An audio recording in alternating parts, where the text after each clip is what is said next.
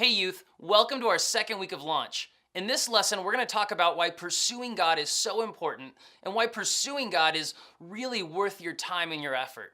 We're glad you're here, so let's get started.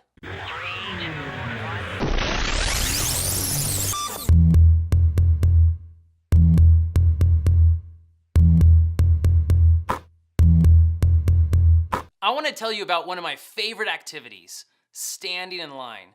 Nothing is better than waiting in long lines. I just love being at the grocery store and being stuck behind a bunch of people and letting a mom with 2 carts full of frozen food get in front of me.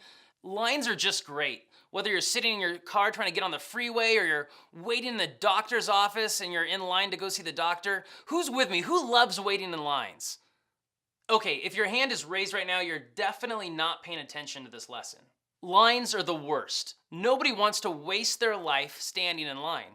In fact, I hope you don't want to waste your life at all. We don't want to waste your life. We want to use your time in junior high and high school wisely. And there's a really good reason for this. It's because life is short. Now, it might not seem like it if you're 14 or 17 years old, but actually, life is really short. The Bible says that our lives are kind of like a morning fog. They're here, and then before you know it, they're gone. It might seem like you have all the time in the world to do whatever you want, but I want to let you in on a little secret. Not too far into the future, you're going to realize life is actually pretty short, and your life is a very valuable thing to waste. So if life is short, what's the most important thing that you can do with your life? It's not get a great education or get a great job or buy a big house or even become the best Madden player in all of North America.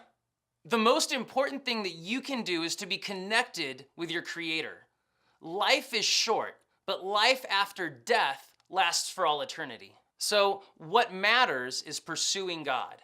There's an interesting book in the Bible called Ecclesiastes. It was written by the wisest person who ever lived, and he gave us a summary of human life. Here's what he said. That's the whole story. Here now is my final conclusion.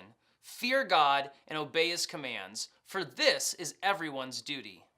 Now, the language the author of Ecclesiastes uses is maybe a little bit different than what we use, but his point is pretty clear.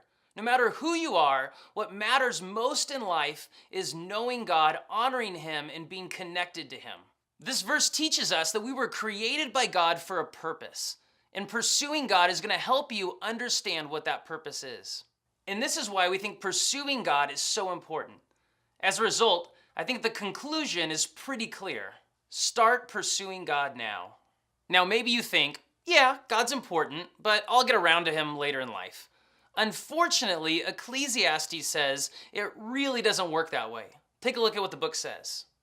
Don't let the excitement of youth cause you to forget your Creator. Honor him in your youth before you grow old and say, life is not pleasant anymore. Chances are, if you ignore God now, you're going to ignore God later in life. You see, the decisions you make as a teenager are going to have significant consequences later on in life. But here's the good news. If you take pursuing God seriously now, you'll never regret it. In fact, future you will thank you. So pursue God this year in your small group. Remember, life is short. Make the most out of it that you can.